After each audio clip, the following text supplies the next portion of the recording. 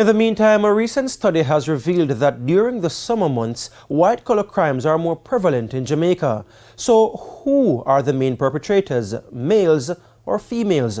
O'Shane Masters reports on the preliminary findings.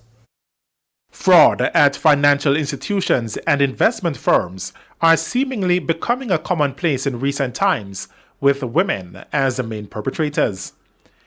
In fact, a new local study has revealed that larceny by servant is more prevalent among women, especially in the central parishes of Clarendon, Manchester and St. Elizabeth. Larceny by servant occurs when a worker allegedly steals from their employer. The research analyzed police reports on this type of crime and other statistical data over the period 2015 to 2022. Data analyst and director of institutional research at Northern Caribbean University, Paul Bourne, says the acts are normally committed within the summer months. Between April and August every year, 32% of the cases occur.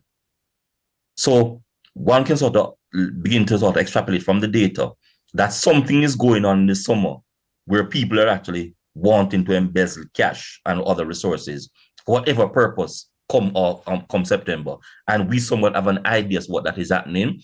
Persons are sort of preparing for back to school, and therefore they get themselves involved in these activities. He says institutions will now have to increase surveillance in a bid to reduce the practice.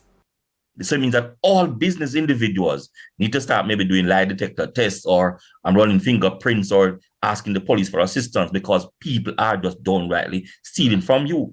And a number of the cases, we're talking about 68% of the cases by servant are done by females. So the cashiers and all those individuals working in the organization are stealing from the persons that they are employed with. So everybody has to be concerned about this. Now, the research has recommended the re-socializing of young people, as data show that the crime was committed mainly by women below the age of 30. There are also recommendations for a boosting of Jamaica's cybercrime capabilities and targeted operations. What we need to understand clearly, and the police have sort of stepped up on this matter of cybercrime. When you look at the number of arrests that are made in terms of access to data, as we said before, that was not the situation in Jamaica.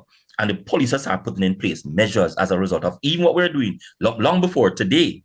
And what we're saying now is that what the police can begin to do now is to start looking now at time in which these crimes are being committed and start to target these zones to look at how they're going to manage these crimes.